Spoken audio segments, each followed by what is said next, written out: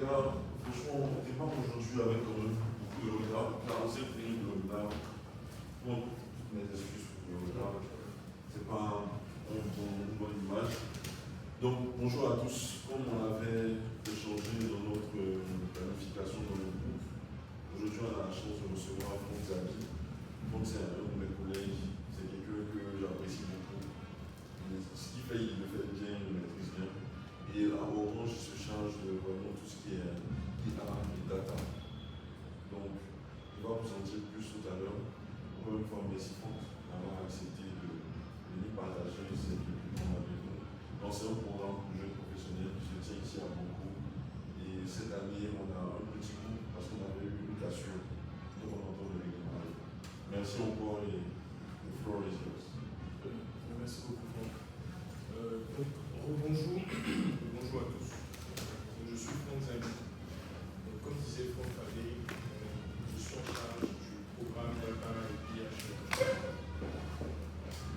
Donc on va discuter ensemble. Franchement, c'est une discussion, c'est un sujet qui est tellement vaste, c'est difficile de l'aborder de façon globale. Donc là, j'ai identifié quelques points intéressants sur lesquels on pourrait discuter ensemble ce matin. Vous, quand vous entendez, enfin, quand vous vous présentez à une masterclass sur l'intelligence artificielle, moi, souhaitez-vous parler? De quoi spécifiquement de l'intelligence artificielle souhaitez-vous parler?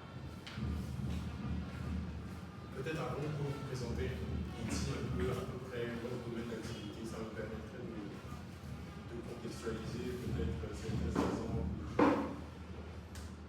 Ok, bon, déjà, moi, c'est Jean-Christophe, assistant marketing chez Nano Côte d'Ivoire. Donc, Nano, c'est une équipe de gestion des slides, des chouïas, avec des mouchoirs, style, essuie-tout. Assistant marketing. Ok. Donc, là-bas, je suis en charge de tout ce qui est dans le domaine de la santé romantique. Je gère tout ce qui est tout ce qui concerne la mobilité dans le centre de santé clinique et puis aussi tout ce qui est sponsorisé. Maintenant, concernant la masterclass, quand on parle d'intelligence artificielle, déjà, c'est vrai que le sujet est quand même, on va dire, le conjoint aujourd'hui. Déjà, c'est quoi l'intelligence artificielle, comment ça fonctionne, et voilà, comment ça fonctionne, quelles sont les lois, les applications, on va maîtriser en fait ce sujet. Très bien, merci. Moi, je suis Olivier Zana. Je suis chef de projet IT, aussi business développeur chez Loa.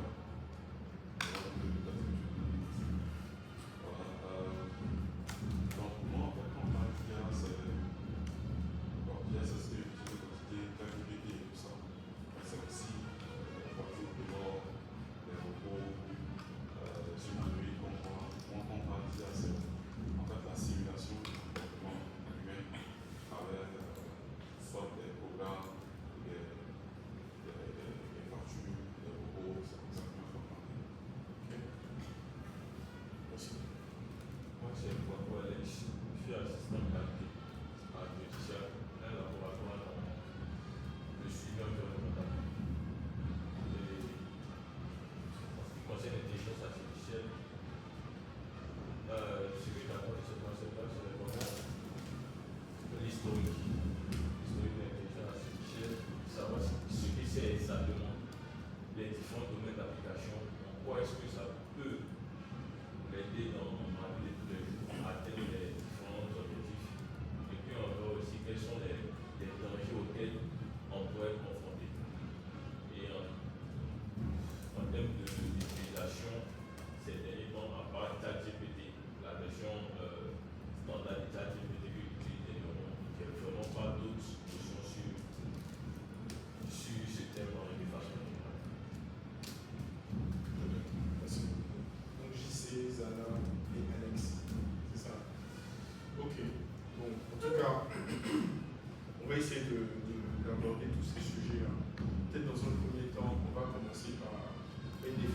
faut dire qu'il y a vraiment beaucoup de définitions.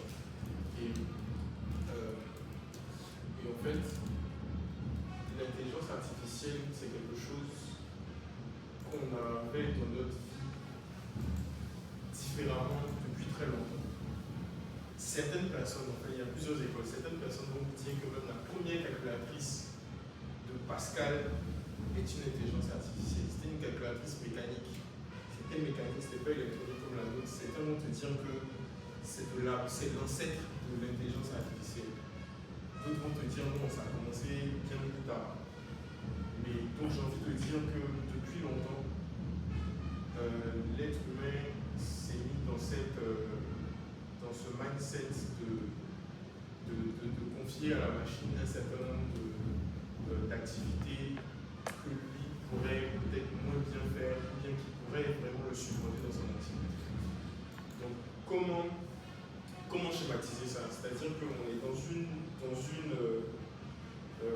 un fonctionnement de moi j'ai des choses à faire en tant qu'humain, j'ai des choses à faire, et en fait je vais trouver le moyen de me faire aider par quelque chose qui est une machine, et je vais trouver le moyen de me faire aider. Et progressivement, cette aide-là s'est améliorée avec tous les moyens technologiques qu'on a pu avoir, la puissance de calcul et tout le reste. Cette aide-là s'est améliorée pour venir, on va dire, augmenter l'homme dans son activité, dans tout ce qu'il fait. Moi, peut-être la première intelligence artificielle, à part la calculatrice TI qu'on a vu ici, la première intelligence artificielle à laquelle j'ai été confronté, c'est peut-être les jeux vidéo Atari qu'on avait avant. Les jeux vidéo, quand on joue contre l'ordinateur, en vrai, c'est une intelligence artificielle qui est derrière. Mais c'est une intelligence artificielle, on va dire basique, c'est des règles, quoi. C'est des si telle situation, alors fais ça, si telle situation, alors fais ça. Donc, qu'est-ce que l'intelligence artificielle fait ici? Il reconnaît une situation. Il va chercher l'action correspondante à la situation qu'il a reconnue. Mais en fait, cet algorithme basique, c'est ça qui va représenter l'intelligence artificielle aujourd'hui. Reconnaître cette situation et puis savoir comment agir en fonction de la situation qu'il a reconnue. Donc en fait, tout l'enjeu dans l'intelligence artificielle, c'est comment arriver à reconnaître une situation. Même nous-mêmes, dans notre vie de tous les jours, en tant qu'être humain, première chose, c'est reconnaître ce qu'on voit. Donc, savoir que ça, c'est une bouteille, savoir que ça, c'est cristalline. Donc, beaucoup de tout ce qu'on doit faire, première chose, c'est de savoir reconnaître, apprécier, décrire la situation dans laquelle on est. Et puis, en fonction de ça, j'agis. Mon cerveau me dit quelle est l'action que je dois faire. Donc maintenant, dans cette reconnaissance, il y a plusieurs choses qu'on va utiliser. Nous, les êtres humains, c'est tout ce qu'on a appris depuis longtemps, tout ce qu'on a vu. On sait reconnaître un chat par rapport à ce qu'on a vu. On a entendu que ça, c'est un chat. On sait reconnaître un chien, on sait reconnaître des escaliers, on sait reconnaître... voilà. Donc, de la même façon, les intelligences artificielles aussi se sont entraînées.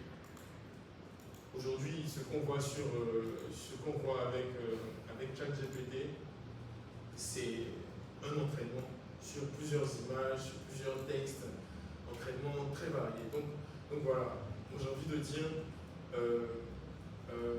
moi l'intelligence artificielle, c'est ça en fait, c'est capacité à reconnaître une situation, décrire une situation, et puis agir en fonction du scope d'action qu'on donne à l'intelligence artificielle. Maintenant, dans la reconnaissance, il y a vraiment beaucoup de choses. Ça, on pourra venir en détail. Donc ici, j'ai relevé à peu près 5 intelligences artificielles avec des applications concrètes, business, que l'on peut connaître en fonction de son background. Je ne sais pas si vous avez déjà entendu parler de machine learning. Voilà. Donc, aujourd'hui, le machine learning a déjà beaucoup d'amis. Donc, le machine learning a trouvé son application dans plusieurs secteurs. Vraiment dans plusieurs secteurs. Et le machine learning, c'est vraiment simple. C'est des données d'apprentissage et puis une prédiction. D'accord? Des donner de l'apprentissage et une prédiction, ou bien, comment vous dire, on peut vous dire qu'il y a deux types, on va dire de façon simple. Il y a l'apprentissage supervisé et l'apprentissage non supervisé.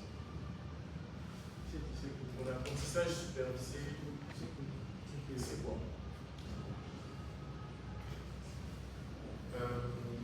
J'ai un historique.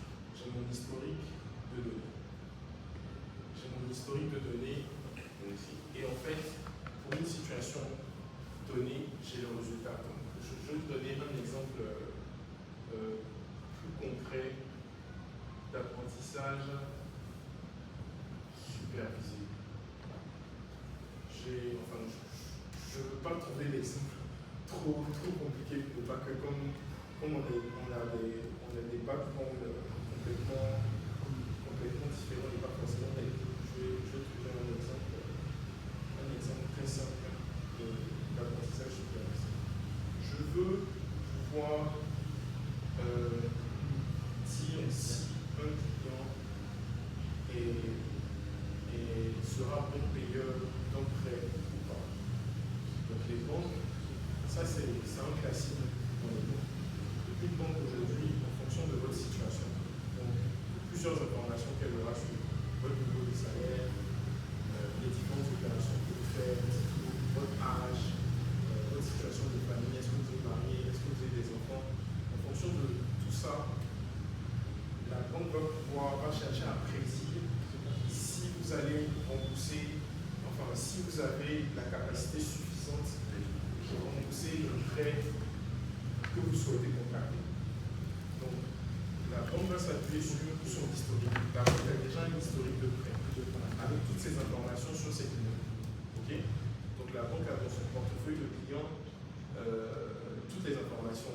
Est-ce qu'il est salarié? Est-ce qu'il a un salaire régulier? C'est quoi le montant de son salaire? Les différentes opérations de cette personne, son solde? Est-ce que c'est quelqu'un qui est souvent dans le rouge? Ou bien est-ce que c'est quelqu'un qui épargne de façon continue? Donc la banque va avoir toutes ces informations. Et puis, elle veut pouvoir dire quand une nouvelle personne arrive, une nouvelle personne qui n'est pas encore dans son fichier arrive, ou bien qui est déjà dans son fichier, demande un prêt, un nouveau prêt, elle veut pouvoir dire avec une certaine probabilité si cette personne-là pourra rembourser le prêt ou pas. Donc, qu'est-ce qu'elle va faire? On va apprendre sur l'historique, sur le volume d'historique là. On va apprendre dessus. Et bien, pour que l'apprentissage soit meilleur, on va changer certaines variables, on va faire des calculs pour créer de nouvelles variables. On va par exemple aller chercher des incidents de paiement sur les anciens prêts. On va chercher est-ce que c'est une personne qui épargne régulièrement. Tu vois, on va créer des variables pour améliorer la connaissance, enfin pour améliorer l'historique. En fait, ton historique peut être là, mais si tu ne sais pas positionner des bonnes variables pour mieux apprendre de ton historique, tu peux passer à côté de certaines informations. Voilà, donc c'est ça. Donc ça, c'est sur l'apprentissage de ton historique, pour pouvoir prédire de façon plus juste si ton client va payer ton crédit ou pas. Donc ça, c'est très utilisé dans la banque. C'est très utilisé dans plein d'autres secteurs. Dans l'assurance, c'est très utilisé dans beaucoup de secteurs. Dans le marketing, il y a beaucoup d'apprentissage, on va dire, non supervisé, comme par exemple les segmentations. On a des personnes qui sont dans notre portefeuille, dans notre comportement. On peut reprendre l'exemple de la banque, bien peut-être on peut prendre l'exemple des télécoms. Vous avez plusieurs clients qui ont des comportements, qui achètent des passes, soit ils attendent des jours de promo, en fait, ils achètent des passes, soit de plusieurs petits passes, ou bien un gros pass mensuel. Voilà, chaque client a son comportement en fonction de sa situation. Il habite à un certain endroit. Voilà, chaque client a vraiment un comportement en fonction de sa situation et tu ne sais pas te dire comment je peux regrouper mes clients, comment je peux les segmenter, quoi. Comment je peux mettre ensemble les gens qui se ressemblent.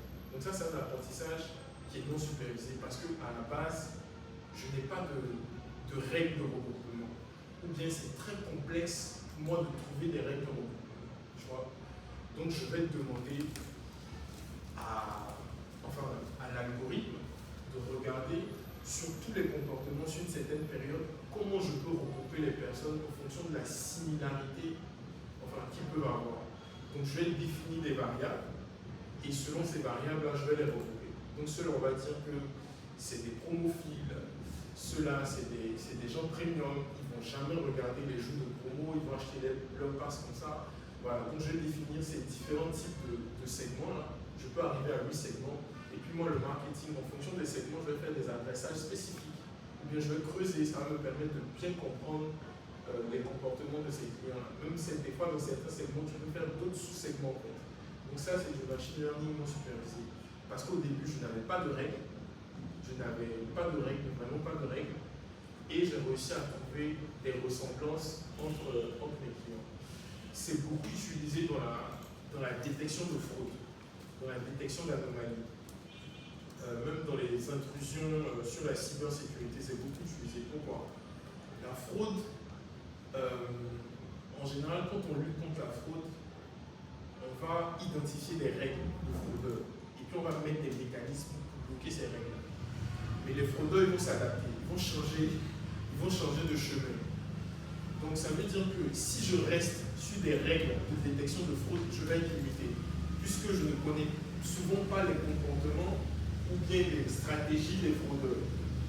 Donc si je me mets par exemple sur une stratégie non supervisée, c'est-à-dire quoi?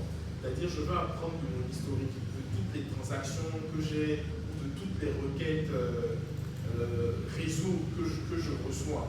Je vais apprendre de toutes ces requêtes et une fois que j'ai un type de requête qui vraiment, d'un point de vue statistique, est complètement différent de ce que j'ai déjà vu, ça attire mon attention déjà. Puisque je sais comparer ça par rapport à toutes les variables que je définis, ça attire mon attention. Donc ça, je peux considérer ça comme une anomalie. Maintenant, est-ce que c'est de la fraude ou pas?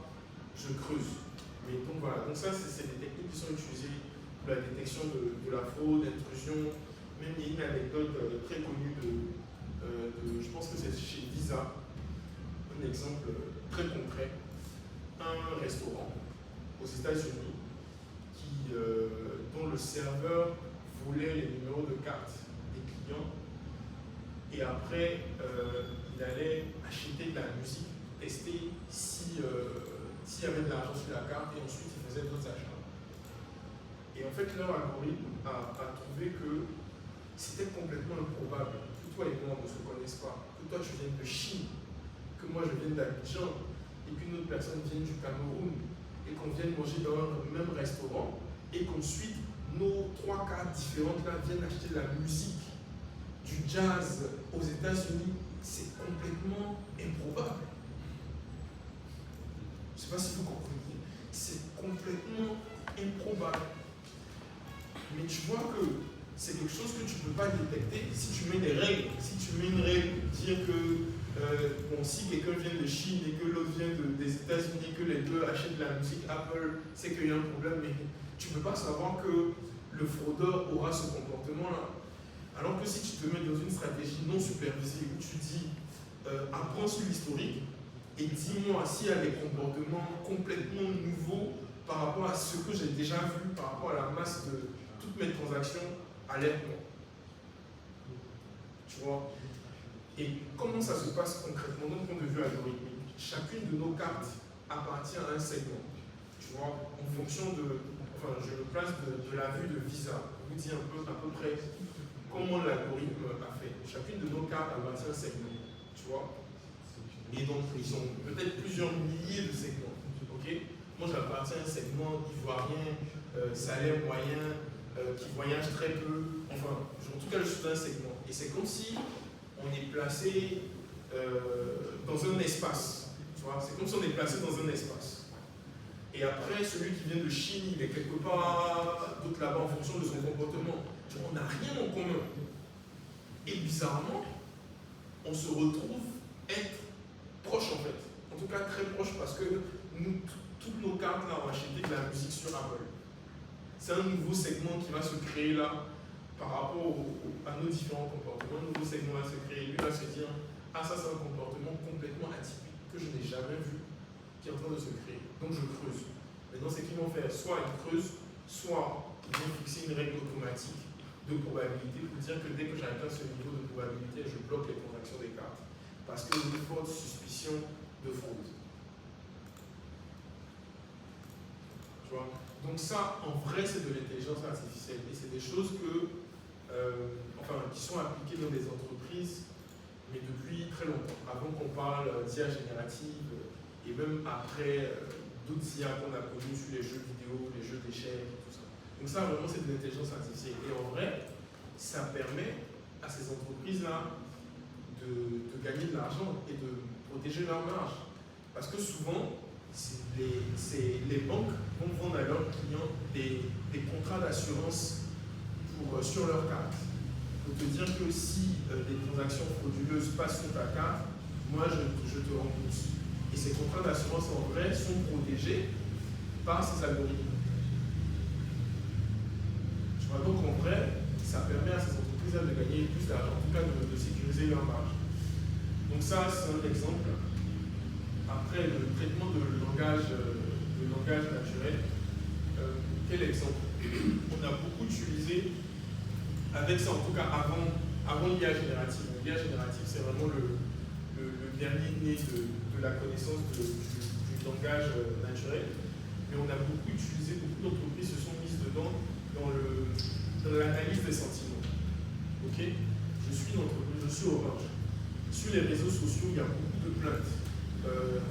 Il y a des recommandations, il y a des avis favorables, il y a des plaintes. Comment je fais pour faire une analyse de sentiments de façon globale quand je lance un nouveau produit? Par exemple, quand tu lances un produit, tu veux savoir c'est quoi le retour que j'ai de ce produit que j'ai lancé là. Et justement, ça c'est une technique. Enfin, après, c'est dépendant d'une autre technique qui est du scrapping. On va aller sur certains sites, dans certains forums, on va récupérer les commentaires, on va les mettre. Excusez-moi. On va les mettre dans une base. Et ça, c'était vraiment des algorithmes de langage très simples. Donc j'ai un texte. Pour le texte, je vais récupérer dans les phrases les mots. Ok? Je vais récupérer les mots. Et puis je vais les regrouper dans un comment ça s'appelle, par thématique. Tu vois, certains mots, en fonction du mot, on peut savoir par thématique. On va enlever d'autres mots, des mots de liaison, le, la, le, machin, ce sont des mots qui sont neutres en général. On va enlever ces mots-là, et puis on va regarder tous les autres mots, on va les mettre dans des thématiques. Ok? On va les mettre dans des thématiques, et puis, en fonction des thématiques et en fonction du mot, on peut savoir si c'est un sentiment négatif, si c'est un sentiment négatif fort, négatif faible, bien positif fort, bien positif faible. Et c'est comme ça qu'on va faire une probabilité pour dire que dans ce texte-là, c'est un sentiment négatif fort, bien négatif à tel pourcentage. Donc ça, c'est comme ça qu'avant l'IA générative qui est beaucoup plus avancée dans l'interprétation du texte, c'est comme ça qu'on utilisait l'interprétation du texte. C'est vraiment basique, c'était des algorithmes très très basiques comme ça, qui arrivaient à dire que, ok, sur cette offre-là, tous les commentaires que j'ai récupérés sur cette offre me disent que je suis à 60-70% positif. Vous comprenez ce que je veux dire? Et nous aujourd'hui, on a un cas concret. Orange fait ça dans certains groupes Facebook, où on arrive à détecter les sentiments négatifs. Et puis, on transfère le lien du post aux équipes qui sont liées à l'activité. Si c'est de la fibre, on va transférer ça aux équipes de la fibre et eux directement vont se connecter pour regarder. Parce qu'en vrai, quand tu es une marque comme ça, on peut parler de toi sans que tu saches. Puisque les clients, des fois, vont s'exprimer là-bas sans t'appeler, sans te dire. Ils sont en train de parler de toi, mais tu ne sais pas qu'on parle de toi négativement. Donc voilà, ça c'est une application du langage naturel. Quoi d'autre? Les systèmes de recommandation. Ça aussi, c'est des IA auxquels on a toujours été, on a été exposé depuis longtemps avec les moteurs de recherche, Google, avec Amazon. Donc on voit que des entreprises même ont créé des business models dessus. Et ça, comment ça marche? C'est basé sur un algorithme simple, après qui a très bien évolué. C'est ce qu'on appelle des règles d'association. Je vais vous donner un exemple. C'est quelque chose qui est beaucoup utilisé dans la grande distribution. Les paniers d'achat dans la grande distribution, il y a souvent des liens entre les unités d'un panier d'achat. Quelqu'un qui vient acheter du beurre, du sucre, est plus susceptible de prendre du lait. C'est un exemple. Mais en fait, ce qu'ils font, c'est qu'ils vont regarder tous les paniers d'achat. C'est que tous les reçus, achats unitaires. Donc, toi, Satan, tu es venu au supermarché, tu as acheté un certain nombre d'articles. Donc, ils vont regarder les paniers d'achat et puis ils vont voir quels sont les éléments qui se retrouvent chaque fois ensemble dans un panier d'achat. Un peu comme si c'est des produits qui vont ensemble. Vous voyez ce que je veux dire? C'est un peu comme si c'est des produits qui vont ensemble. Donc, ça fait des règles d'association. Donc, une fois que j'ai trouvé mes règles d'association, je peux maintenant l'appliquer à mes clients, non Amazon. Dire que quand je regarde l'ensemble des achats de tous mes clients, celui qui a acheté le marqueur et la bouteille d'eau a souvent acheté le tableau. Donc tous ceux qui ont le marqueur et la bouteille d'eau, je vais leur proposer le tableau. Ou bien tous ceux qui ont le marqueur et le tableau, je vais leur proposer la bouteille d'eau. Donc voilà comment, par un système aussi simple, Amazon améliore de 30% son revenu sur les recommandations. C'est très simple. Maintenant, après, ils vont beaucoup personnaliser ça. Tu vois, ils vont beaucoup personnaliser, ils vont l'appliquer à la personne elle-même. C'est vrai que tu le fais par segment, ça c'est vraiment le côté simple. Après, ça peut être bien complexifié et l'appliquer à une personne. C'est-à-dire que regarder au niveau de la personne, est-ce que dans ses achats de livres, est-ce qu'il achète plutôt des livres électroniques, est-ce qu'il achète plutôt des livres papier? Enfin, ils vont vraiment personnaliser, vraiment faire des recommandations. Et puis après, toute la puissance de leur système de recommandation aussi, ils font des tests. C'est-à-dire qu'ils vont tester leur système de recommandation qui va apprendre lui-même. Je vais te présenter le tableau plusieurs fois. Est-ce que tu as réagi? Est-ce que tu as cliqué dessus? Tu as allé voir?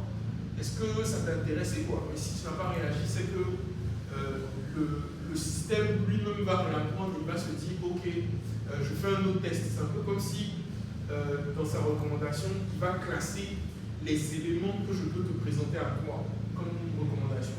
Il les classe et puis il te présente au fur et à mesure. Pendant que tu navigues sur le site, je te les présente et puis comment tu réagis, je vois comment je réapprends. Mais tout ça en fait, il faut mettre en place toute une stratégie pour pouvoir capter les retours de ton client. Donc je lui ai présenté, est-ce qu'il a cliqué? Donc il faut que je prenne les événements de clic, il faut que je mette toute une stratégie. Donc en fait, contrairement à ce que beaucoup d'entreprises ne font pas, en tout cas nous les entreprises classiques qui ne sont pas des entreprises technologiques, on n'a pas une stratégie de captation des données. Et en fait, toute leur stratégie est vraiment basée sur ça. Qu'est-ce que je mets en place pour prendre le maximum d'informations pour que mon algorithme apprenne et que mes recommandations soient de plus en plus meilleures sur cette personne en particulier. Et c'est la même chose dans Facebook, dans comment ils vont vous proposer les amis, c'est exactement la même chose. C'est exactement la même chose. Comment ils vont présenter la publicité, si tu as cliqué dessus, si tu n'as pas cliqué, ils ont mis en place toute une stratégie pour capter ces données-là. Donc, ça c'est les systèmes de recommandation. Après, il y a Computer Vision. Donc ça, c'est encore de la reconnaissance d'une image. Une image, en tout cas pour ceux qui connaissent bien la photographie, qui connaissent bien les images, une image on la découpe en plusieurs petits morceaux de pixels. Donc c'est comme ça qu'on compare deux images. On va comparer le positionnement de ces pixels-là, en le schématisant en une matrice. En fait, l'image que tu as là, tu vas la traduire en une matrice et tu compares maintenant les matrices et tu vois la similarité entre les deux en fonction du pourcentage de similarité. Tu dis, est-ce que tu déverrouilles le téléphone ou pas? C'est ça en fait, c'est ça la reconnaissance d'image. Donc le téléphone il va vous dire faites comme ça, il apprend sur l'image d'abord et ensuite quand tu viens de déverrouiller, il va juste transférer l'image qu'il voit là maintenant, il va la transférer dans une matrice, il va comparer à la matrice qu'il a et même des fois il va apprendre, chaque fois que vous déverrouillez, il va réapprendre en fait sur la nouvelle personne que vous êtes devenu, peut-être que vous avez un bouton, peut-être que je ne sais pas. Mais en général, l'image n'est pas forcément déformée parce que c'est le même visage, quoi, tu vois. Donc ça, c'est computer vision. Et puis maintenant, il y a l'IA générative qui est le dernier né qui, en fait, lui, c'est la même chose. Hein. Il va reconnaître une situation et puis il va savoir générer du contenu. Et c'est là vraiment toute la complexité dans la génération du contenu. Il va savoir générer du contenu. Ça peut être du contenu texte, du contenu image, du contenu voix, du contenu vidéo. Donc, on a beaucoup parlé. Je n'ai même pas passé les slides sur chacun des points. Donc on va peut-être parler d'IA générative maintenant. Je ne sais pas si vous avez des questions, vous voulez revenir sur le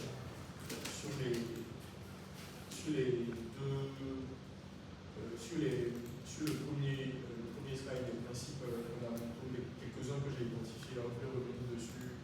Vous avez des exemples concrets dans votre job ou pas.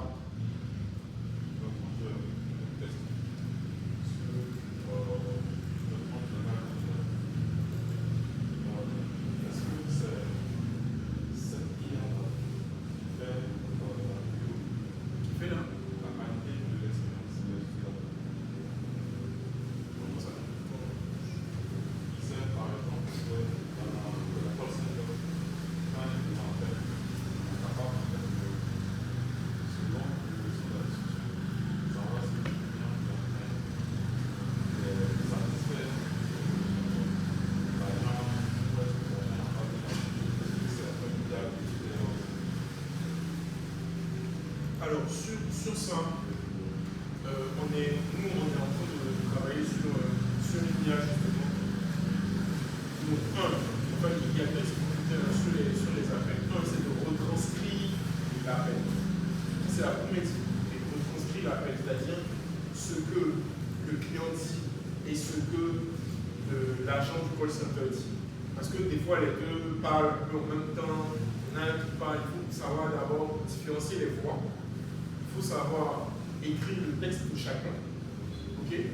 Parce que je n'ai pas forcément la bonne diction, enfin, tu vois, je ne prononce pas forcément bien, le client aussi ne prononce pas forcément bien, donc tu as ça, retranscrit. Ensuite, une fois que tu as fini de retranscrire, il faut comprendre le sens. Comprendre le sens, pour savoir est-ce qu'il parle là, est-ce qu'il parle du mot, est-ce que c'est rangement, est-ce que c'est rangement. Deuxième chose, c'est ça. Ensuite, maintenant, il faut aller chercher le sentiment du client. Est-ce qu'il est satisfait à la fin? Donc, justement, une fois que tu as écrit ton texte, tu peux utiliser le langage naturel là, pour voir en fonction des mots qui sont utilisés, pour savoir si c'est positif ou pas, en fonction des mots qui sont utilisés. Mais ça, en fait, on va dire que c'est l'ancien modèle. Maintenant, avec l'IA générative, c'est relativement beaucoup plus simple. Parce que lui, il a beaucoup appris. Il peut directement, en voyant le texte, dire si le sentiment est positif, si le sentiment est négatif, si le conseiller client a mal parlé, si le conseiller client a mal répondu, en fonction de tout ce qu'on peut lui donner comme élément d'apprentissage. Maintenant, il y a d'autres choses. C'est que tu peux même prendre des vibrations.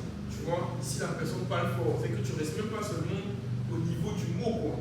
Tu peux maintenant prendre les vibrations de est-ce que le ton a monté, est-ce qu'à la fin de la conversation, le ton est descendu, est-ce que, donc il y a, enfin, tous ces éléments-là, aujourd'hui, tu peux le prendre, en tout cas, si tu as un enregistrement de bonne qualité, c'est des choses que tu peux prendre et puis savoir savoir scorer on va dire la performance de l'agent de call center. Ça, c'est un use case que j'ai vu quand je travaillais dans l'assurance. Je me souviens, AXA Japon, ils avaient fait quelque chose comme ça, où ils notaient automatiquement les conseils clients. Ils les notaient automatiquement avec l'enregistrement de ça. C'est un peu comme les chauffeurs de Yango aujourd'hui qui ont une note. Donc après chaque appel, sa note évolue. Quand il descend à un certain niveau, il est interpellé, il a un avertissement. Tu vois ce que je veux dire? Donc ça fait que chacun d'entre eux, il se range quoi. Maintenant, tu as certains appels qui sont qualifiés, qui demandent à leur superviseur de venir écouter. Donc ça fait que moi, le superviseur, j'ai plus besoin de choisir certains appels au pif et les écouter. On a déjà sélectionné un certain nombre d'appels des appels qui étaient vraiment chauds, des appels très compliqués. Et moi, maintenant, je suis le superviseur, je viens écouter. Et puis, en fonction de ça, je vais dire à mon gars que, ici, tu n'as pas fait, ici, tu as fait ci, ici, tu as fait ça. Mais maintenant, il y a génératif peut écouter et puis faire ça. Quoi. Tu vois? Donc, c'est comme ça que c'était utilisé. Retranscrit en texte, dans la langue, reconnaître la langue qui est parlée, tout ça, retranscrire, capter le sentiment dedans. Capter le sentiment, capter le sujet. Donc ça veut dire que si tu sais faire ça, tu peux automatiquement dire voici les problématiques qui reviennent, voici sur telle journée à partir de telle heure à telle heure. On a eu beaucoup de gens qui ont appelé sur la fille, peut-être qu'il y a un problème là-bas. Enfin voilà. Rien que sur des appels téléphoniques traités automatiquement, voilà ce qu'on peut faire. On peut améliorer la qualité des appels au call center parce que si je note mon agent, il va se comporter différemment. Enfin, on peut faire vraiment beaucoup de choses avec ça. Et puis si je sais me connecter à toutes les autres informations du client, parce que s'il a appelé, si je reconnais son numéro de téléphone, je sais me connecter à toutes mes bases de données pour savoir son historique. Est-ce que c'est quelqu'un qui s'est déjà plaint? Est-ce qu'il est plaint en cours? Est-ce que? Et puis faire un résumé à l'agent qui reçoit son appel, mettre toutes les informations devant lui, et puis qu'il puisse demander au client, mais il y a 2 semaines, vous êtes plaint sur votre carte Orange Bank, est-ce que le problème est résolu? Donc on peut faire vraiment beaucoup de choses avec ça. Et ça, l'IA générative, va permettre de faire vraiment beaucoup de choses. Voilà, je ne sais pas si des questions. C'est bon de participer. Comme je vous ai dit, moi c'est très vaste. Je ne sais pas. Je vous ai dit, c'est mieux que ce soit une conversation comme ça. D'autres questions? Voilà. Donc maintenant, même avec l'IA générative, comme il sait générer de la voix, c'est qu'on peut remplacer les gens du call center. On peut les remplacer. Il y a quelques années, quand on parlait d'IA, on disait que l'IA ne saura pas faire ce que l'homme sait faire, l'homme a des sentiments, tout ça, l'homme a des sentiments, l'homme est ici, l'IA ne saura pas faire ça. Mais laissez-moi vous parler d'un truc, c'est qu'ils ont fait une expérience, je ne me souviens plus dans quel contexte, ils ont fait parler des clients à des chatbots, ils ont fait parler des clients à des personnes physiques. Okay?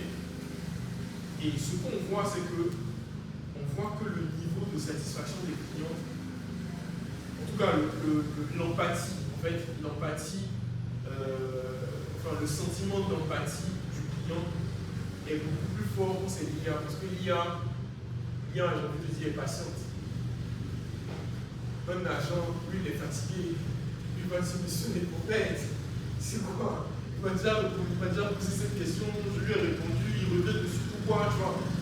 Je peux être énervé. Alors que l'IA va être. Ne va pas considérer les 10, 20, 30, 50 conversations précédentes qu'elle a eues qui vont peut-être l'énerver. Vous voyez ce que je veux dire, non? Et donc ça peut avoir un impact sur le ressenti du client. Ce que l'être humain n'aurais pas pu faire, même si l'être humain va pouvoir dire JC, on dit quoi, ça va, tu vas bien, l'IA aussi peut tout aussi bien faire ça. Mais le jour l'être humain est fatigué, l'être humain va dire JC, franchement tu remets, ça fait 5 fois que tu poses cette question, c'est quoi ton problème? Tu vois, ce que l'IA ne fera pas. Donc, je pense qu'on évolue un peu de ce côté-là, le mindset est en train de changer, on est en train de se dire que finalement, il y a beaucoup de choses positives. Bon, vraiment, moi je reste très positif, hein. On va peut-être très peu aborder la partie négative, mais pour moi, c'est que finalement, il y a beaucoup de choses positives dans cette histoire de remplacer ce genre d'agent-là par des IA, parce que finalement, il y a de la patience, parce qu'il y a de la constance aussi, on va dire. Il y a de la constance dans la façon de traiter les dossiers. Et puis, voilà. D'autres questions?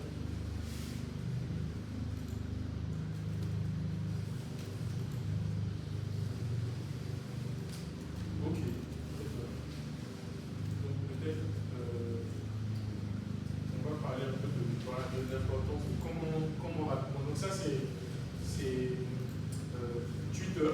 Twitter est passé en 24 mois, est passé à 1 million d'utilisateurs en 24 mois. Facebook est passé en 10 mois. Spotify est passé en 5 mois. Instagram est passé en 2,5 mois. Et ChatGPT en 5 jours est passé à 1 million d'utilisateurs. Donc en fait, vous dire que on est en face de quelque chose qui est en train de bouleverser le monde. Même nous, on ne sait pas aujourd'hui à quel point ça va être bouleversé. Je veux vous dire, j'ai pris une formation en intelligence artificielle en 2020 pendant le Covid. C'était une formation en ligne à MIT. J'ai encore mes accès. Quoi.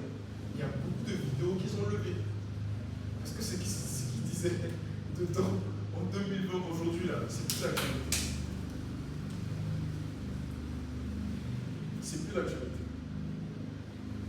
Et je me souviens, ils avaient dit, ils parlaient de 2 types d'IA. Ils parlaient de IA, ils appelaient ça Narrow AI, donc c'est des IA limitées à des domaines bien précis. Donc comme on parlait tout à l'heure de jeux vidéo, c'est une IA qui sait jouer aux échecs, c'est une IA qui sait jouer aux dames, c'est une IA qui sait jouer à tel jeu.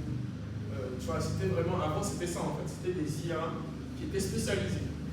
Tu vois, c'est une IA qui a un système expert qui sait par exemple donner des prescriptions médicales. C'était des choses que des IA savaient faire. Hein. Il suffit de lui donner les symptômes, il peut te donner des prescriptions médicales, dire ça, il y a X% de chances que ce soit le palu, il y a tel % de chances que ce soit ça, fais un test de palu, fais un test de choléra, fais un test de machin. Tu vois, donc c'était vraiment des IA très experts sur des domaines spécifiques. Et puis, il disait qu'il y avait un deuxième type d'IA, c'était des IA plutôt générales. Mais là, aujourd'hui, on était très limité sur les IA générales. C'était ce que la formation disait, et qu'il y avait des recherches qui arrivaient. Et en fait, aujourd'hui, ces IA plus générales sont nos IA génératives qu'on a aujourd'hui. C'est des IA qui sont experts dans plusieurs domaines et qui génèrent du texte. Qui génèrent du contenu, du texte, de la voix, des vidéos et tout ça. Donc pour vous dire que, il y a beaucoup de choses qui ont été bouleversées là. En 2020, je vais vous dire, il y a plein de vidéos de cette formation qui disparaissent. Plein de vidéos de cette formation qui disparaissent. Donc voilà, ChatGPT.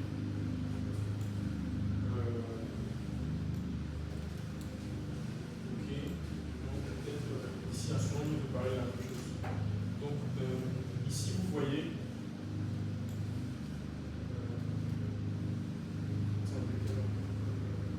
on a commencé à 18 ans. On a commencé à 18, ça fait déjà 40 minutes.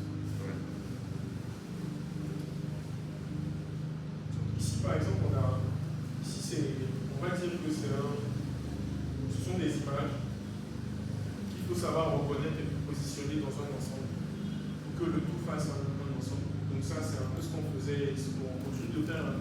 C'est un peu ce qu'on fait. C'est l'analytique. En fait, il y a des données un peu dans tous les sens qui sont dans une base de données qui sont quelque part. Donc situation avec ces données-là.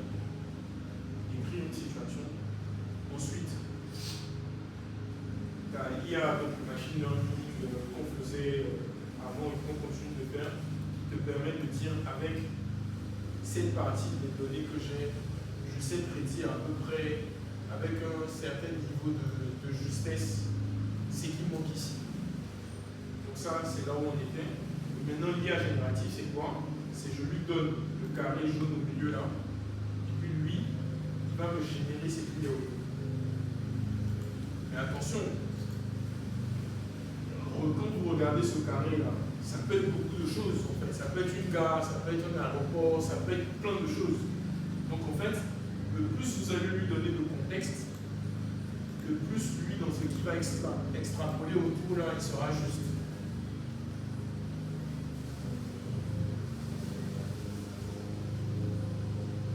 Donc en fait, ça c'est quelque chose de très important à avoir en tête sur ça. C'est-à-dire qu'il a été entraîné, c'est vrai, il a été entraîné, comme nous êtres humains, on a été entraîné par quoi? Par les livres qu'on a lus, tout ce à quoi on a été exposé, les vidéos, les films, enfin, la vie de famille qu'on a eue, enfin, tout ce à quoi on a été exposé, en fait, va faire qu'on a des biais de jugement de toutes les situations dans lesquelles on est. Vous voyez, des fois, vous pouvez avoir un problème, vous partez expliquer le problème à une personne, le conseil que la personne va vous donner, souvent se rapporte à elle-même son vécu. Donc, vous voyez que même nous-mêmes, êtres humains, par rapport à tout ce à quoi on a été exposé, on a une façon de réagir aux situations dans lesquelles on a une façon d'apprécier les situations et on a une façon de les projeter, de se dire que, ah, attention, ça, c'est un danger. Pourquoi c'est un danger? Parce que j'ai vécu quelque chose de pareil, parce que je connais quelqu'un qui a vécu quelque chose, parce que. Enfin, je sais reconnaître ça en tant qu'un danger. Ou bien d'autres personnes qui n'ont jamais vécu ça vont voir ça en tant qu'un danger, mais peut-être minime. Donc c'est la même chose pour l'IA générative, qui a été entraînée par des choses qui vont mettre cette intelligence artificielle-là dans un biais, dans une situation qui fait qu'elle est biaisée. Elle est biaisée par son entraînement.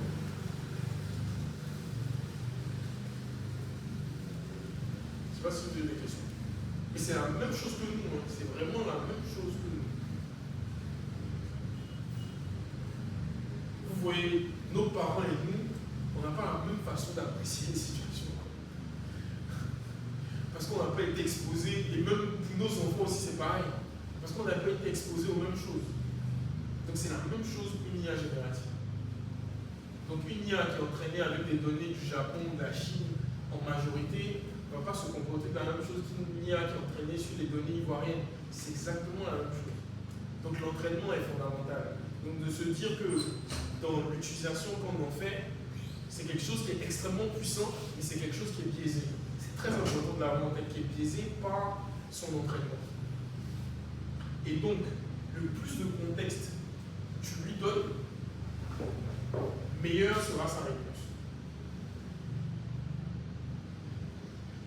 Après, ils sont en train de les améliorer sur la façon de contextualiser, c'est-à-dire d'apprendre dans ces conversations que vous avez, que lui apprenne de tous les prompts que tu as fait, qu'il apprenne et qu'il comprenne un peu à peu près qui tu es, quel domaine t'intéresse le plus, voilà.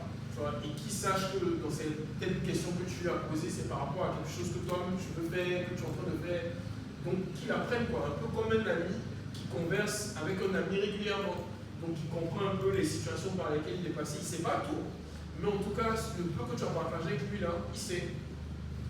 Et donc c'est quelque chose qu'il va forcément considérer dans vos prochains rapports, quoi, dans les prochaines discussions que vous allez avoir. Lui, il va toujours avoir ça en tête. Il va savoir que hier, tu es venu lui dire que ça se passe mal au travail. Enfin bref, vous voyez ce que je veux dire? Donc le contexte reste très important. On peut passer à côté de ça, on peut passer. Donc ça c'est différent d'IA, on va dire des IA traditionnelles, on va dire génératives. Maintenant, on va commencer à parler d'IA agentique, on va parler d'agents. Ce sont des agents qui vont être spécialisés dans un domaine bien précis, qui vont être bien entraînés dans un domaine bien précis et qui vont être autonomes actions et prendre des décisions. Voilà. Donc,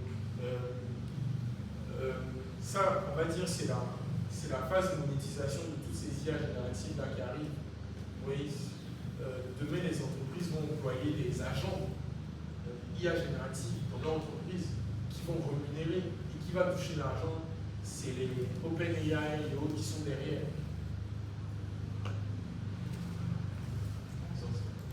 En fait, regarde ce que c'est fait ChatGPT aujourd'hui. ChatGPT, c'est quoi? C'est tu lui donnes un texte, tu lui dis de faire le résumé, il sait faire le résumé. Tu lui donnes un mail que tu as reçu avec un peu de contexte, tu lui dis de te proposer une réponse, il sait te proposer une réponse. Tu lui dis dans un rapport dans lequel il y a beaucoup d'informations, de faire une comparaison, il sait faire. À la fin, dans les compétences qu'il a là, il y a beaucoup de choses qui reviennent dans nos boulots, de vous et moi, hein, dans nos boulots de tous les jours, il y a beaucoup de choses qui reviennent. Il y a vraiment beaucoup de choses qui reviennent. Donc, enfin, la question que ces entreprises-là peuvent se poser, ils se sont posé la question de vraiment mieux monétiser toute cette compétence-là. Bah, c'est de faire rentrer ça dans les entreprises. Aujourd'hui, tu lui donnes un tableau, tu lui dis de faire une projection sur les 5 prochaines années de ton compte de résultat. Il peut le faire avec certains éléments que tu lui donnes. Il peut le faire en étant plus ou moins juste ou pas. En tout cas, il peut le faire. Donc, pour dire que pour eux, c'est une aubaine, quoi.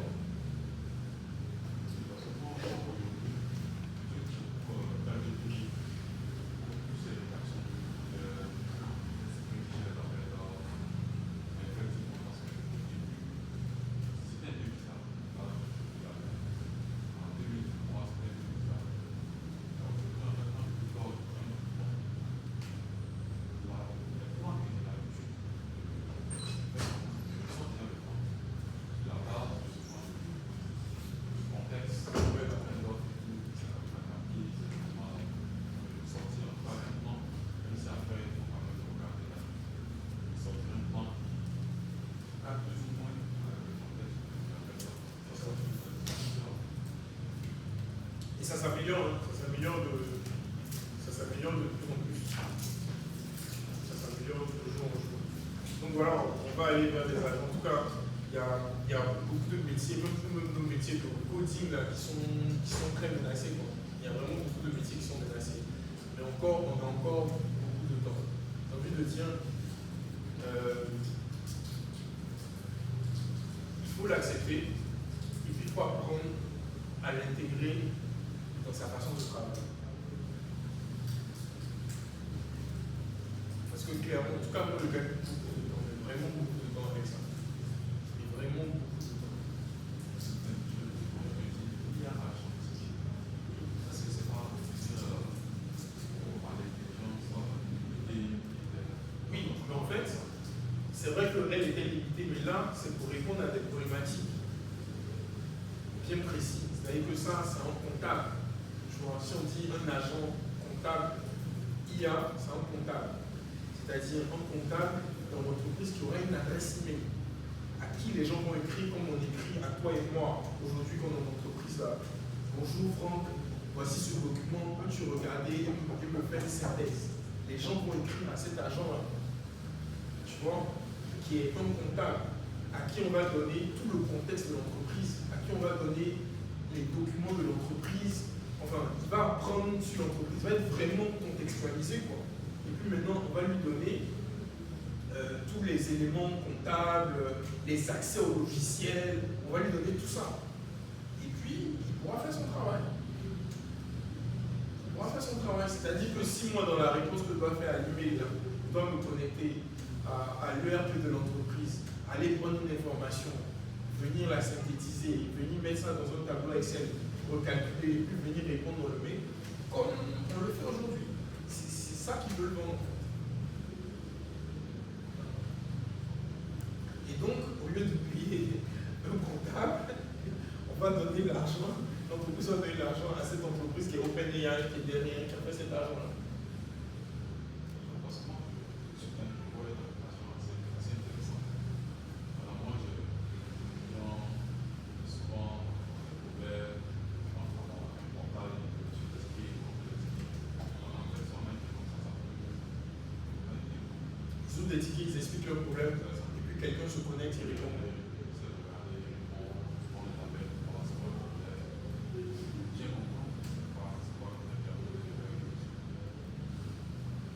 En tout cas, et on ne sait pas à quelle vitesse ces choses-là vont arriver, mais je pense que parce qu'ils ont fait le plus dur. Le plus dur, c'est de pouvoir résumer un texte, comprendre ce qui est écrit. Des fois, quand c'est mal écrit, des fois, tu peux lui demander de faire ça. Tu peux lui dire que ça, je fais ça pour le codier, il va changer le style.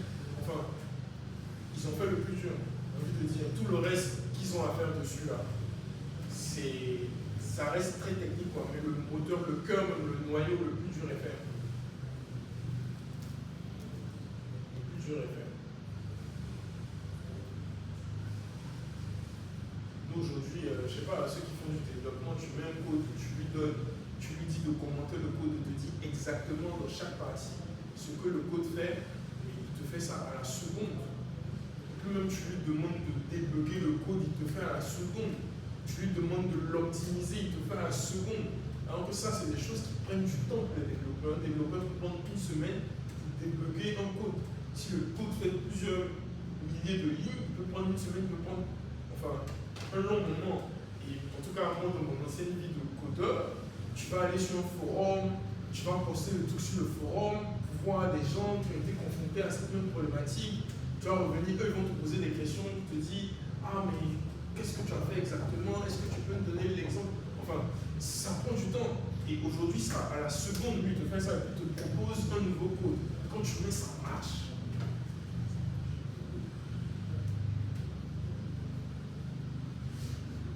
Donc, en tout cas, beaucoup de métiers sont menacés.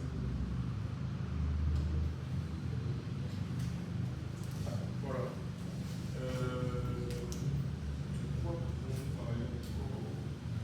On va parler peut-être des biais. Il y a vraiment des biais.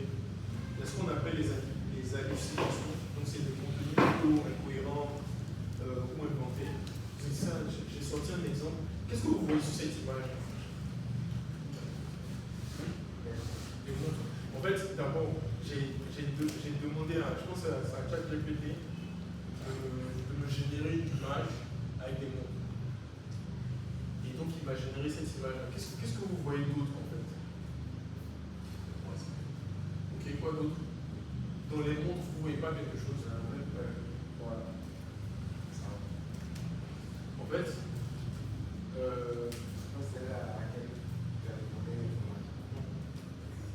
c'est son entraînement. En fait, et je l'ai remarqué, hein, la semaine dernière, j'étais à Cap-Nord, même dans les montres qui sont exposées, toutes les montres là sont à cette heure. Ils vous disent que c'est plus joli, en fait, de présenter les montres comme ça. Donc, dans toutes les montres qu'on voit sur Internet, la plupart du temps, ça va être cette heure affichée. Donc, lui, il a appris, en fait, avec ça. Donc, lui, c'est comme une convention. Donc, quand tu lui dis de te faire une image avec des montres, lui, il va les regarder dans ce qu'il a appris. Ce qu'il a appris dans toutes les montres qu'il a regardées sur Internet, la majorité, c'est ça. Et donc, quand tu recherches, on te dit les aiguilles positionnées, créer une forme de V qui est visuellement équilibrée et agréable à l'œil. Donc, c'est des conventions qui se sont données de chaque fois afficher les montres comme ça. Tu dis cette position permet de ne pas masquer le logo de la marque, qui sont généralement placés sous le 12, ni d'autres éléments comme la date et les complications. Okay. Donc ça, c'est un vrai biais en fait. Donc c'est ce qu'on disait tout à l'heure là, que chacun de nous est fortement influencé par ce à quoi on a été exposé. Donc lui, il a été exposé sur toutes les montres sur lesquelles il a appris, il a vu cette heure-là. C'est pour ça que quand on lui demande de présenter des montres, il présente ça comme ça. Voilà, donc ici, comment on corrige ça? Il faut faut diversifier les données d'entraînement, il faut les filtrer, il faut les annoter. Enfin, après, il y a plusieurs. Il faut implémenter des algorithmes aussi pour corriger ça automatiquement. Il faut ajouter du contrôle humain. Aujourd'hui, ils le font beaucoup hein, dans l'amélioration de ce qu'ils sont en train de faire. Ils mettent beaucoup de contrôle humain, ils demandent des feedbacks. Quand ils te font, quand ChatGPT te fait des propositions, ils te demandent souvent des feedbacks. Voilà. Donc c'est pour améliorer leur prédiction. Comme ça, à quelle heure il est 19h? On a combien de temps encore? Même moins, maximum, disons 20 minutes. Maxime. 20 minutes. 20 minutes, ok. Ok, donc ça, c'est un peu les différentes versions de ChatGPT qu'on a vues. On voit comment il s'améliore sur l'amélioration du contexte. C'est la première couleur qui s'améliore sur la compréhension du contexte, pardon. La logique du raisonnement, la rapidité, la mémoire, puis la créativité, c'est le bleu. On voit comment il s'améliore. Voilà, sur les images aussi, il y a beaucoup d'améliorations. Les premières images qui étaient générées, on sentait qu'il y avait quelque chose de pas net, quoi. Mais maintenant, de plus en plus, c'est des images de plus en plus nettes. Et comment ils arrivent à le faire? Donc, ils ont des modèles profonds, plus performants, ils améliorent leur architecture. Justement, les données d'entraînement aussi, ils améliorent l'apprentissage sur les données d'entraînement, beaucoup plus d'images réelles. Et puis, un apprentissage aussi supervisé, quoi. Quoi d'autre? Donc ça, c'est la génération vidéo. Ici, beaucoup d'entreprises sont allées chercher des ChatGPT sécurisés. Nous, à Orange, on a un ChatGPT sécurisé. En tout cas, beaucoup de grands groupes l'ont fait. Enfin, c'est pour ne pas que leurs données qu'ils vont mettre dedans se retrouvent intégrées dans l'apprentissage de l'IA générative en question. Donc, beaucoup d'entreprises l'ont fait. Même si souvent, dans la mise à jour, ça pêche un peu. Voilà, ici, c'est un peu des statistiques sur ce que les salariés peuvent gagner comme temps. On dit qu'on a en moyenne 1 heure de gain dans l'utilisation de l'IA générative dans son travail. On a les plus experts vont pousser à 3 heures de gagner par jour. C'est énorme. Voilà, qu'est-ce qu'on peut dire d'autre?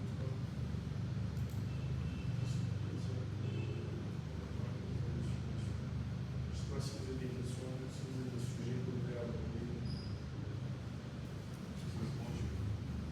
Je compare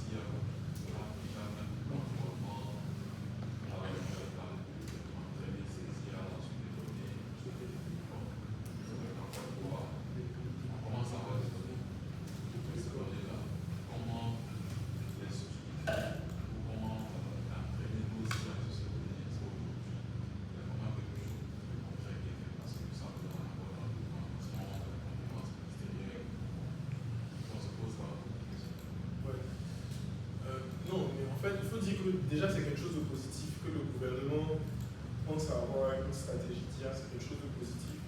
Donc ils savent que c'est quelque chose qui est important, qui va changer la façon de travailler, la façon même de vivre. Donc ils veulent se positionner là pour favoriser la création de valeur par l'IA dans tous les domaines. Donc ils ont mis en place leur stratégie. Ça a été publié. Il y a plusieurs axes que je ne connais pas. Mais il y a plusieurs axes. Je pense qu'il y a des axes d'accompagnement des startups. Il y a un volet de souveraineté. Qui est très important. Donc c'est sur les environnements, tout ça. Même si moi sur ça, j'ai mon avis. Je pense que souveraineté, on est un peu mal barré. On utilise toutes les applications qu'on utilise sont des applications américaines. Ils ont déjà toutes les informations sur nous. Voilà quoi. Tu vois, on est vraiment mal barré. On doit bien traiter la souveraineté de bout en bout. Même pour les utilisations domestiques et personnelles, il ne faut pas que les gars aient des informations quand même. Pour nous, notre souveraineté, je pense que ça va rester sur les données étatiques là, que ce ne soit pas sur les clouds ou sur les environnements privés. Donc là, ils vont faire des environnements en local sur lesquels ils vont stocker les données et puis mettre toute la puissance de calcul dedans. Et puis, voilà. Donc ça, question de souveraineté, quoi d'autre? Il y a du financement aussi pour accompagner les startups, pour accompagner ça. Je pense qu'il y aura beaucoup d'initiatives dans différents secteurs, la santé, l'éducation, comment on peut mettre l'IA en avant pour traiter des problèmes comme on dit une pénurie de portes de maths, quelle alternative on peut avoir avec l'IA. Voilà, clairement aujourd'hui, enfin, on peut avoir des professeurs IA sans problème, quoi, avec un bon niveau de quel exemple on peut donner? On peut avoir une classe qui est gérée par un professeur et puis c'est les IA qui donnent les cours. Le professeur il vient, il allume juste le truc reconnaît l'ensemble des étudiants qui sont dans la salle, il dit JC, il dit Zana, au fur et à mesure, il connaît le niveau de chacun, il fait son cours, il donne son cours, il sait si quelqu'un est en train de parler, il peut dire suivez, il peut dire est-ce que vous avez une question, il peut comprendre que c'est une question, il peut comprendre la question, il peut répondre à la question par rapport au cours. Enfin, c'est des choses qu'on peut très bien faire. En tout cas, avec ce que sait faire aujourd'hui les IA génératives, l'OpenAI et tout ça, c'est des choses qu'on peut faire. Après aussi, en tout cas, chacun son avis. Moi, je me dis, c'est vrai que le gouvernement a donné du temps, mais on attend encore beaucoup. Oui, déjà, le moment de parler de stratégie, on va parler de stratégie et d'éducation. C'est ça. C'est l'éducation. Ils sont importants à la base. Après, c'est bien beau, on parle tout ce qu'il y a. Comme tu as dit, on se rend compte de le temps. Oui. Après, on va parler de l'université, Igou, sont sur Microsoft, sont installés sur Microsoft, sont 5 forts. Moi, je suis d'accord. C'est que, enfin, on n'a pas les moyens de nos ambitions. En tout cas, cette ambition de souveraineté, on n'a pas les moyens de ça. Vous avez d'autres questions?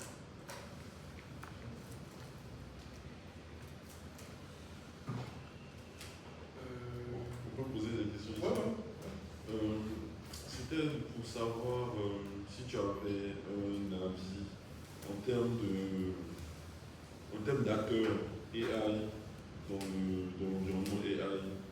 Récemment, on a entendu parler de DeepSeek qui apparemment a fait mieux que OpenAI avec moins d'argent.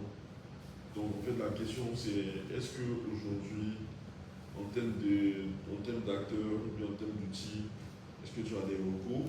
Et puis est-ce qu'il y a des références aujourd'hui en Afrique? Des références en Afrique. Alors, franchement, moi j'ai pas beaucoup exploré.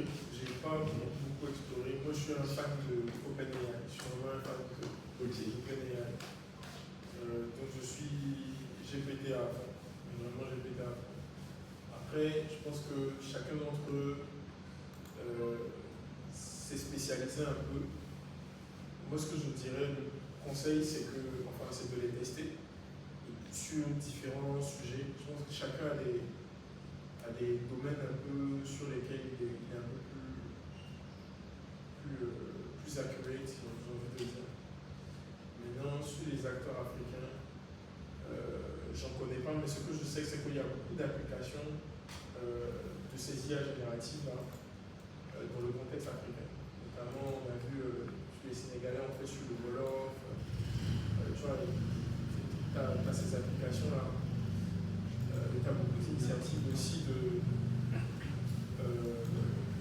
d'utilisation de notre culture orale. Tu vois, on est dans une culture de conte, aller chercher tout ça, faire entraîner par des IA.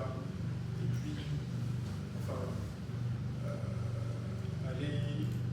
voir, que tu disais, en fait, tout cet historique-là, qui est de notre culture, pouvoir faire profiter des jeunes Africains. Donc, je sais que ça, il y a beaucoup d'initiatives, il y a beaucoup de doctorats, il y a beaucoup de chercheurs qui sont lancés dedans. Même on avait eu une discussion avec des professeurs de l'INP qui voulaient lancer un doctorat. Et dedans, il y avait une question d'aller chercher, tu sais, il y a un journal qu'on faisait qui passait à RTI tous les jours à 18h dans les langues. Dans nos langues, je ne sais pas si ce sont les journal de géologie, ça s'appelle comment? Ouais, les nouvelles du pays. Aller chercher ça pour pouvoir justement avoir du contenu dans nos différentes langues là et puis faire apprendre ces langues là à ces IA.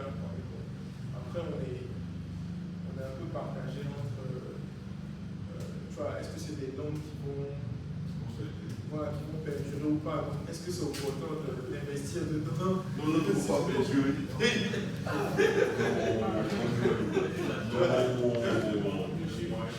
Non, c'est une série de Baoulé. Dans nos sociétés aujourd'hui, on est en train d'assister à nos langues sont en train de s'éteindre par rapport aux générations. C'est vrai. Comment ils vont monter à point, c'est pas pareil.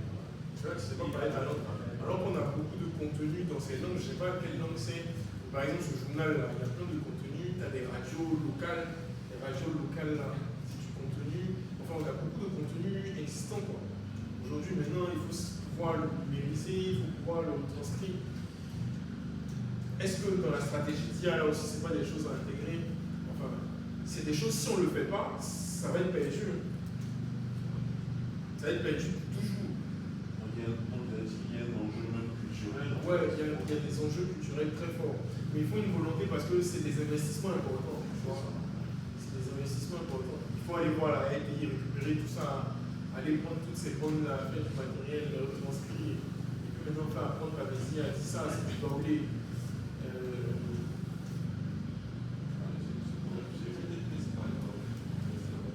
Ouais. Même il y a, enfin, Google, dans Google Traduction, il y a Baoulé. Il y a Baoulé dans Google Traduction. On dit que quand les amis ont vu ça, comme ils tous les développeurs ils sont allés se proposer de travailler avec Google pour intégrer l'AMI rapidement. Donc voilà. Donc c'est très vaste. En tout cas, moi, ce que je peux dire, c'est que, enfin, regardons le côté positif, c'est vraiment très vaste. Mais il y aura beaucoup de changements. Je ne sais pas si vous avez vu hier, Google a fait sortir plein de choses, un truc pour générer des vidéos. Enfin, ils ont sorti plein de choses. Je n'ai pas encore regardé. Mais ça va aller comme ça quand il y a la concurrence, il y a une concurrence entre les différents acteurs. Parce que Google est en train de mourir en fait, en vrai. S'ils ne répondent pas tout de suite, aujourd'hui, très peu de gens font leur recherche sur Google. Les gens vont aller discuter directement dans les IA génératives. Alors que s'il n'y a pas de recherche dans Google, eux, ils font plus du business, quoi, tu vois. Donc, ils sont en train de s'apprêter, ils ont fait une réponse hier. Voilà. Chacun des acteurs en train de bouger dessus. Ok. Merci beaucoup, Franck. Merci infiniment. Je pense que le sujet est assez costaud, mais c'est peut-être pour déjà ouvrir l'esprit à tout le monde sur ce que c'est que l'IA. Après, si vous avez des questions, vous allez les mettre dans le groupe aussi. On pourra toujours les relayer. Et éventuellement, peut-être qu'on aura l'occasion d'avoir. Je suis disponible un peu, on peut refaire un autre truc. Peut-être plus même dans l'application d'entreprise. C'est ça que je sais faire. Comment on transforme des métiers avec la data.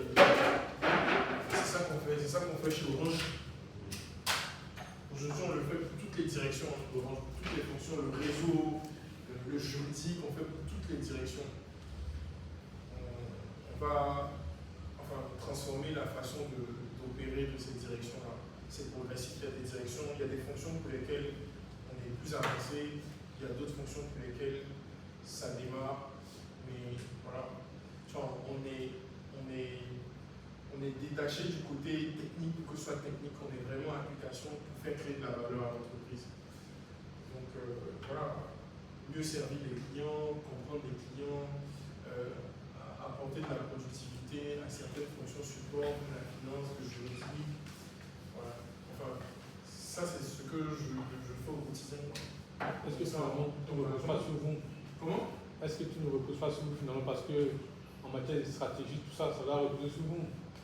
En tout cas, on participe fortement à, en tout cas, tous les sujets stratégiques majeurs de l'organisation aujourd'hui, on participe. Et tous les plans de transformation de toutes les fonctions de l'organisation, on participe fortement. Donc tu peux avoir quand même la pression, n'est-ce pas? La pression. Ouais, il y a pas mal de pression. Bon, l'équipe a grandi aussi avec. L'équipe a grandi avec. Et on mesure la valeur qu'on apporte.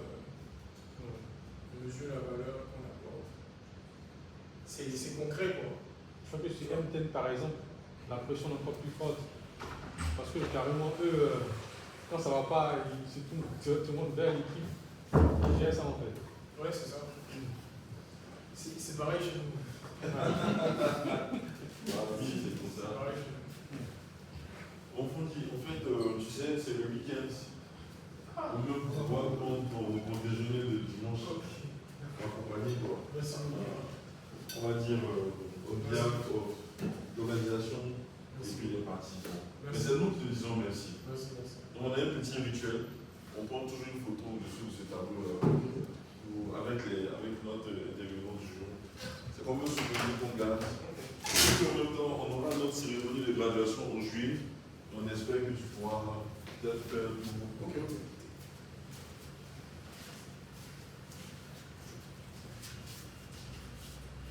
Voilà, vous pouvez serrer un peu les rangs, s'il vous plaît. Super. Super. Tac. Une deuxième. Voilà, c'est mieux comme ça. Merci beaucoup. Merci. Donc, en fait, pour la pause, on va la faire à la fin. Comme on a démarré avec Jonathan. Donc, on va enchaîner tout à l'heure avec Maître Ignace. Qui est un petit peu la première promotion de l'équipe. Voilà, donc. Mais parce que je vous ai déjà vu, soit à Komoué, mais il y a très longtemps. Ouais. Mais il y aurait même. Ouais. Possible. Oui. Ou alors. C'était sur la propriété intellectuelle. Vous n'avez pas fait quelque chose sur la propriété intellectuelle? Non.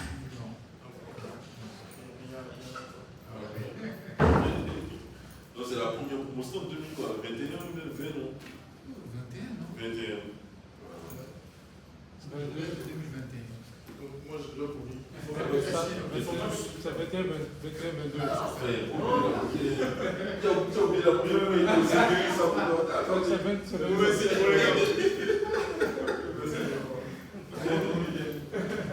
Donc, on va